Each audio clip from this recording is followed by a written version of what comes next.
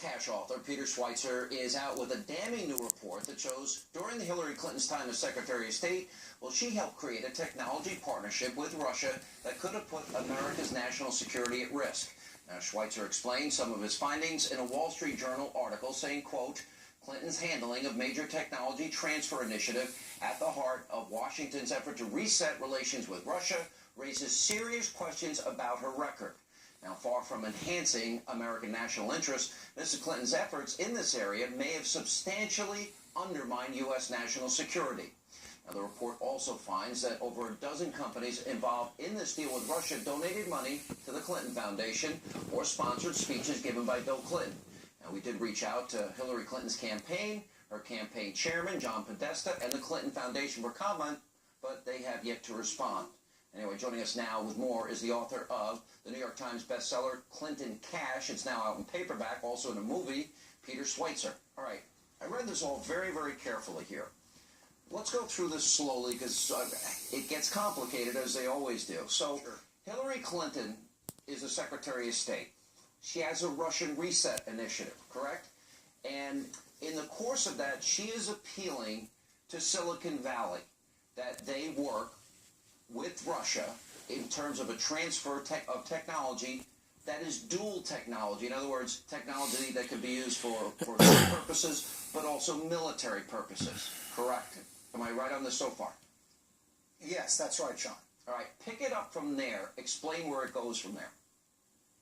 Well, the idea, the theory behind this is that we provide technology and have this initiative with the Kremlin, and it's going to strengthen the relationships between the United States and Russia. It's kind of like during the Cold War, the theory behind détente.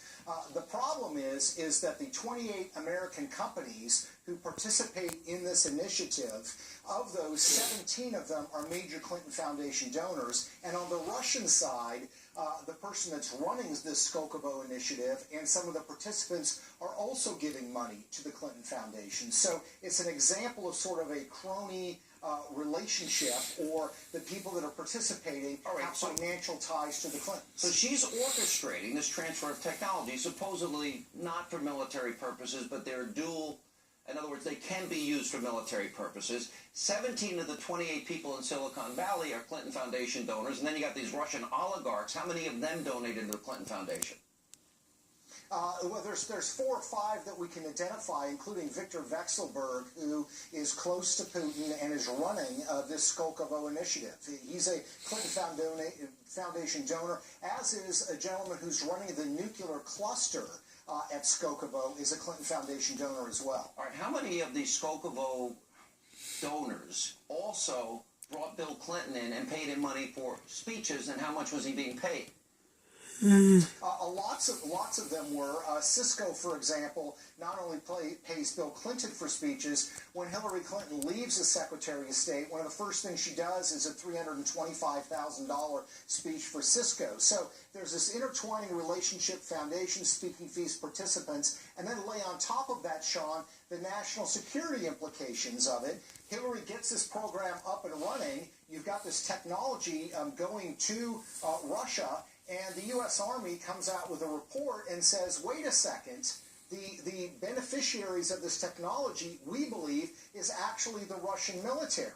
A lot of this technology has application that they can use. So she's the Secretary of State. You got this technology transfer. She's encouraging investors to fund the Russian research in this particular case, helping the Russians, all part of, again, the reset that we know all failed, and a lot of it can be used for military purposes. How badly do we know, or what do we know about how our military or our technology or our security has been compromised in the process of this?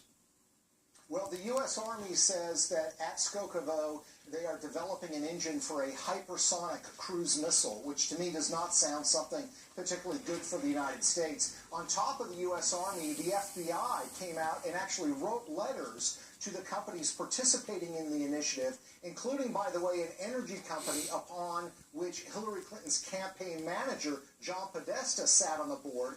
The FBI, in its letter to these companies, said, you need to know we believe the ultimate beneficiaries of this technology is going to be the Russian military. So you've got two major institutions, the U.S. Army and the FBI, saying this has bad national security implications for the United States. Let me go and back. those warnings are basically ignored. Let me pull the lens back, look big picture here, because you chronicle all of this in the book, and we spent a lot of time talking about the money the Clinton Foundation has gotten from countries like Saudi Arabia that discriminate against women, that kill gays and lesbians just for being gay and lesbian, that persecute people. You can't build a Jewish temple or a Christian church, so they're against women, gays, lesbians, Christians, and Jews.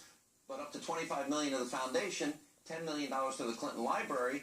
And to what extent do you think now our law enforcement, because we never got an answer from Comey as to whether or not the Clinton Foundation is still being investigated, to what extent do you think all of this is being investigated? I can tell you, Sean, I can't go into detail, but I can tell you on personal experience that I know the FBI is investigating the Clinton Foundation. They're doing it now. They're doing it today. Have they questioned you, if you don't mind me asking? I'd rather not talk about that, but they are doing it at present. All right, I won't press you any further. I understand. Thank you. Appreciate it, Peter Schweitzer. Thank you. And coming up next, tonight, right here on Hannity. That with her as our commander-in-chief, our international relations will not be reduced to a business transaction. I honestly don't know how John Allen can look at himself in the mirror and say why he supports Hillary Clinton.